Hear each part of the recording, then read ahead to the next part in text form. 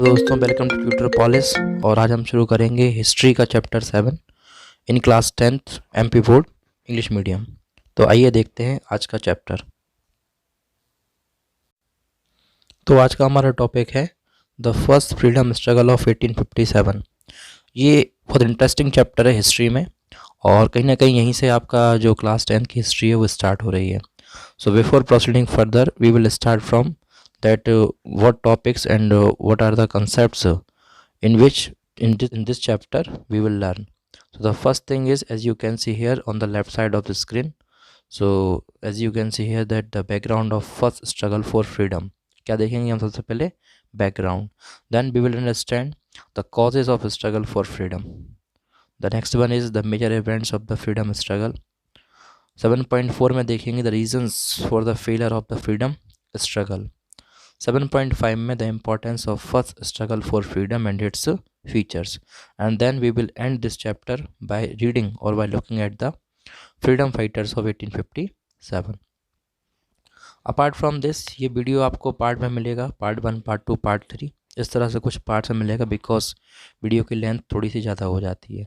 That's why आप इसको part wise देख सकते हैं। Now I am starting this chapter. So as you can see कि कहीं ना कहीं जो 1857 का रिवोल्यूशन था वो एक बहुत ग्लोरियस इवेंट था in the Indian history of India.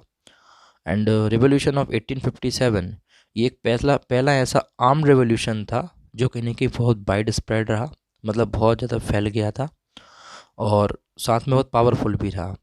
इसको इंडियंस लोग बोलते हैं कहीं ना कहीं रिवोल्यूशन, फ्रीडम स्ट्रगल, और लेकिन जो ब्रिटिशर्स हैं वो इसको एक आर्म्ड रिवोल्यूशन कह के इस चीज़ को उन्होंने क्रश कर दिया था। Although we will understand different aspects of this revolution. So अगर हम नेशनल प्रॉब्लम्स की बात करें तो उस समय मींस बिफोर इंडिपेंडेंस और at the time of British India बहुत सारी ऐसी चीज़ें थी जो कहीं ना कहीं सेंटर स्टेज थी, यानी कि ज़्यादातर controlled in terms of economic, political, socio cultural, सभी कुछ चीज़ें ब्रिटिशर्स के हाथ में थी, या हम बोल सकते हैं ऑलमोस्ट ब्रिटिशर्स के हाथ में था। तो कहीं ना कहीं 1857 का रिवोल्यूशन जो हुआ उससे क्या हुआ, ईस्ट इंडिया कंपनी का जो रूल था इंडिया में उसका एग्जिस्टेंस क्या हो गया, ख़त्म हो गया, या फिर उसको इस रिवोल्यूशन के थ्रू, इस स्ट्रगल के थ्रू चैलेंज किया गया। जो रिवोल्यूशन हुआ ये एक नेशन वाइड ऑर्गेनाइज स्ट्रगल था, मतलब ये है भाई कि इसकी तैयारियां पहले से ही देश में शुरू हो चुकी थी in different parts of India. ये स्ट्रगल हालांकि फाइनली फेल हो गया, मीन्स ब्रिटिशर्स ने इसको क्रश कर दिया था, लेकिन यह है कि ये एक ऐसा मूवमेंट था, एक ऐसा रिवोल्यूशनरी जिसमें कहीं ना कहीं इंडिया में एक बहुत बड़ा बदलाव आया और देश आज़ादी की ओर आगे बढ़ने लगा।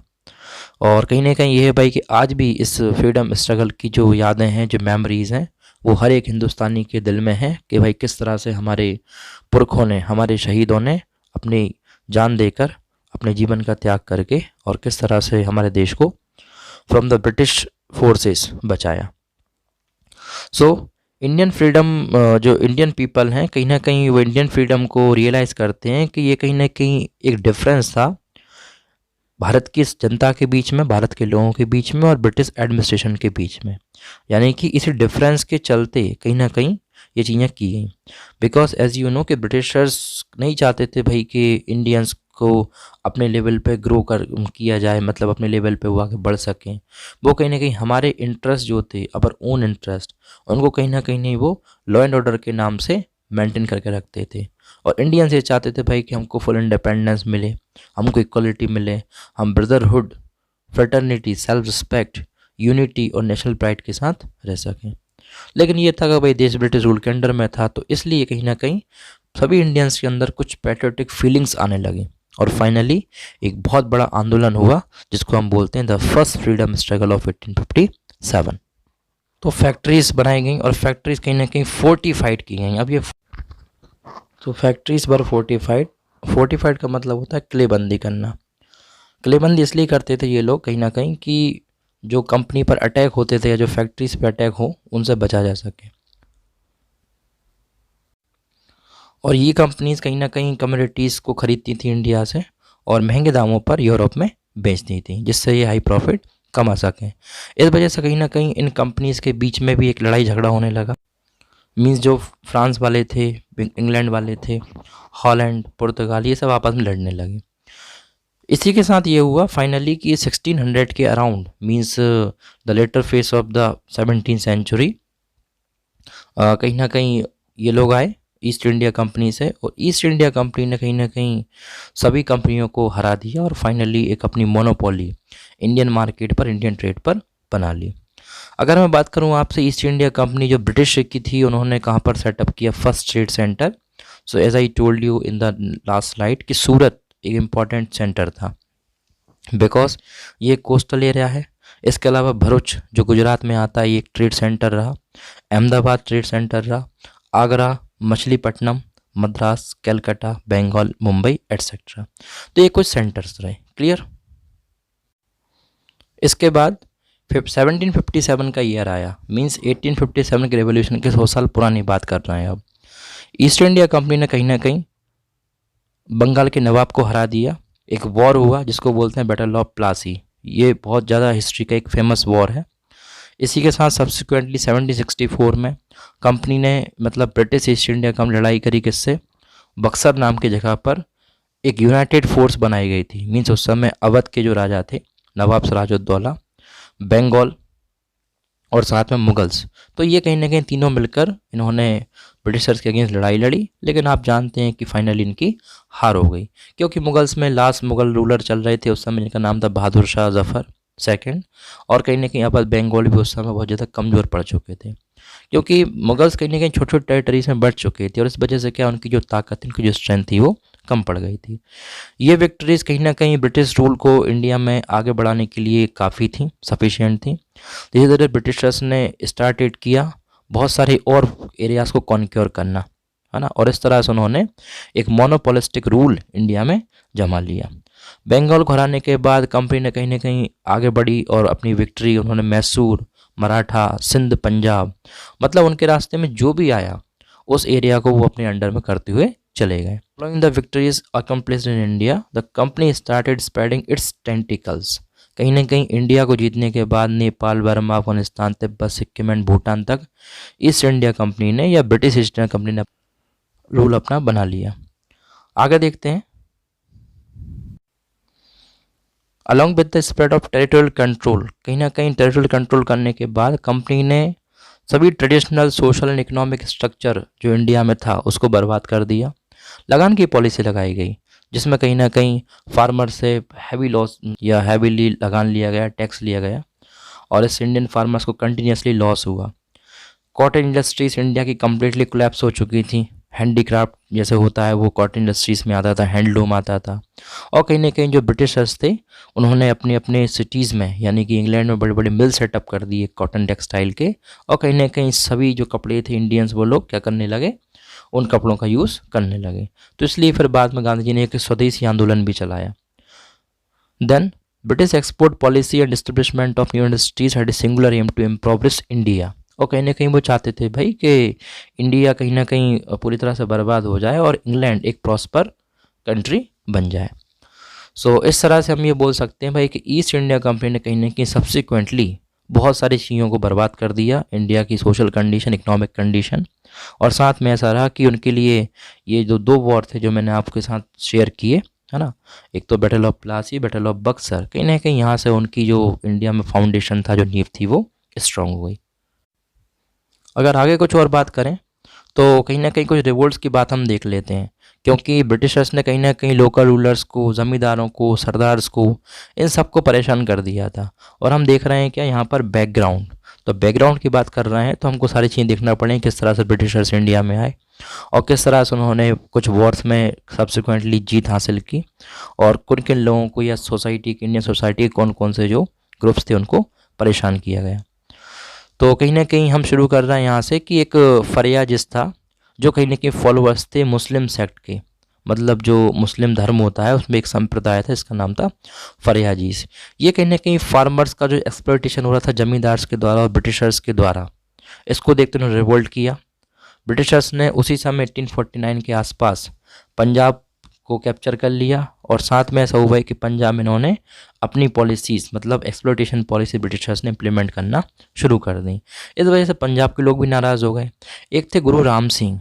गुरु राम सिंह ने कहीं स्टार्ट किया एक मोटिवेट करना, लोगों को मोटिवेट करना। तो उनके बहुत सारे डिसिपल्स थे, डिसिपल मतलब होता है क्या, शिष्य। तो उनको बोलते थे क्या, नामधारी सिख बोलते थे। तो नामधारी सिख जो थे उन्होंने शुरू किया ये मूवमेंट। 13 अप्रैल 1857 को ये फाइनली मूवमेंट शुरू हुआ।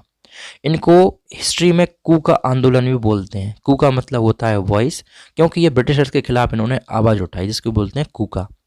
इसके अलावा अगर हम आगे की बात करें तो कहीं ना कहीं भाई इंग्लिश जो लोग थे, मतलब जो ब्रिटिशर्स थे, उन्होंने पंजाब के बहुत सारे इलाकों में गायों को मारने के लिए, गायों को काटने के लिए स्लॉटर हाउसेस मीन्स बूचर खाना जिसको हिंदी में बोलते हैं, वो इस्टेब्लिश कर दिए थे। अब क्या है, पंजाब के लोगों में हिंदू भी पॉपुलेशन थी, सिख की पॉपुलेशन भी थी। तो कहीं ना कहीं वो क्या इन चीज़ों को पसंद नहीं करते थे। ये जो नामधारी सिख थे, मतलब गुरु राम सिंह के नेतृत्व में फाइनली ये लोग पंजाब के सारे स्लॉटर हाउस को इन्होंने बंद करवा दिया। और जैसे ही बंद करवाया है भाई, वैसे ही ऐसा रहा क्रिएट हो गई। एक जगह थी पंजाब जिसका नाम था मालेर कोटला। मालेर कोटला में 15 फरवरी 1872 को इन कूका सिखों ने अटैक की एक स्लॉटर हाउस पे, बट अनफॉर्चुनेटली दे कैप्चर्ड, इनको पकड़ लिया गया, है ना।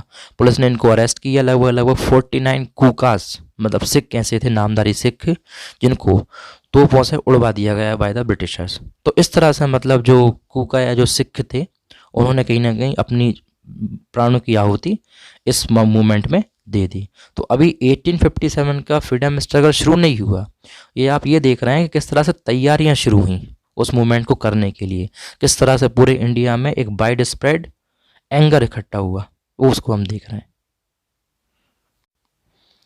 The two major revolts by company soldiers were, दो तरह के रिवोल्ट थे जो कंपनी के सोल्जरों ने भी किए। मतलब ईस्ट इंडिया कंपनी में बहुत सारे सोल्जर्स थे, जिसमें इंडियन सोल्जर्स भी थे और यूरोपियंस भी थे। तो कहीं ना कहीं 1806 में वेल्लोर नाम की जगह है, वहाँ पर ये मूवमेंट हुआ। और 1824 में हुआ बैरकपुर में। ये वही बैरकपुर है जहाँ से मंगल पांडे थे। तो बैरकपुर से कहीं ना कहीं और वेल्लोर के उससे बहुत ज़्यादा इंस्पायर हुए इंडियंस। वेल्लोर की बात करें तो जो टीपू सुल्तान के जो एंसेस्टर्स थे, है ना, उन्होंने कहीं ना कहीं इस मूवमेंट को शुरू किया था, लेकिन ब्रिटिशर्स ने हैवी फोर्सेस के कारण, एडवांस गन्स के कारण इसको क्रश कर दिया, दबा दिया। 1824 में एक रिवोल्ट लॉन्च हुआ सोल्जर्स के द्वारा। तो ये कहीं ना कहीं जो सोल्जर्स थे, इसमें इंग्लिश सोल्जर्स भी थे और इंडियन सोल्जर्स भी थे। जो ट्राइब्स रहती थी, जनजाति रहती थी, उन्होंने ही प्रोटेस्ट किया ब्रिटिशर्स के खिलाफ, क्योंकि भाई कहने कहीं वो ब्रिटिशर्स की पॉलिसी से डिससेटिस्फाइड थे, है ना। उनका लैंड रेवेन्यू का सिस्टम, उनका एडमिनिस्ट्रेशन, जुडिशरी सब खराब था। कंपनी की जो गवर्नमेंट थी, मतलब ईस्ट इंडिया कंपनी जो थी, उसने कहीं ना कहीं जंगल्स को अपने अधिकार में ले लिया, ट्राइबल्स को डिस्प्लेस कर दिया। रेलवे के स्लीपर्स बनाने के लिए, उसी टाइम पर रेलवे स्टार्ट हुआ था इंडिया में, तो रेलवे के स्लीपर्स बनाने के लिए उन्होंने क्या किया, जंगलों को काटना शुरू कर दिया। फार्मिंग लैंड्स जो थे ट्राइबल्स के, वो छीन लिए। अब भाई सीधी सी बात है, उनकी जो सोर्सेज ऑफ इनकम है वो खत्म हो गई, क्योंकि ट्राइबल्स के पास पैसा कहाँ से आता है, उनके पास जनरली पैसा आता है कहाँ से, जंगलों से। तो इस तरह सारी प्रॉब्लम्स क्रिएट हुई। ओके, सो ब्रिटिशर्स ने कहीं ना कहीं इस ब्रिटिश इकोनॉमिक मतलब इंडियंस ने या ट्राइबल्स ने ब्रिटिश इकोनॉमिक मॉडल के अगेंस्ट में आवाज़ उठाई। और अगर हम बात करें कुछ मेजर ट्राइब्स की जिन्होंने ये अगेंस्ट में बोले ब्रिटिशर्स की, so their Bhils of Maharashtra, Madhya Pradesh, Gonds, Khonds of Orissa, Kols of Chota Nagpur, Minas of Rajasthan, Santals of Bengal and Bihar, Khasis of north east, Bodo of Assam. तो इस तरह के मतलब कहीं ना कहीं जो ट्राइबल्स थे उन्होंने भी एक सब्सिक्वेंटली और एक कंटिन्यूसली पार्टिसिपेशन दिया इन सम स्ट्रगल और इन सम मूवमेंट्स। तो यहाँ से हम देख सकते हैं भाई कि ये सारी अपराइजिंग्स जो हुई, कहीं ना कहीं ये लोकल अपराइजिंग्स थी। इनको ब्रिटिशर्स ने लंबे समय तक टिकने भी नहीं दिए, इन मतलब अपराइजिंग को, इन म्यूटनीज को, इन रिवोल्यूशंस को। और कहीं ना कहीं ब्रिटिशर्स ने बोला क्या रहे, ये तो छोटे मोटे मूवमेंट हैं। लेकिन ये कहीं ना कहीं ब्रिटिश पावर को लग रहा था कि भाई कुछ बड़ा होने वाला है, और वो बड़ा हुआ ऐसे कि कहीं ना कहीं 1857 का रिवोल्ट स्टार्ट हुआ। इसके बारे में हम डिस्कस करेंगे नेक्स्ट पार्ट में, हमारे नेक्स्ट वीडियो में। तो यहाँ से मैं आपको समझाऊंगा ये जो दिया हुआ है द कॉसेज से, कि किस तरह से फर्स्ट फ्रीडम स्ट्रगल की कॉसेज बनी। ओके, तो तब तक के लिए आप जुड़े रहिए हमसे ट्यूटर पॉलिश से। Thank you so much.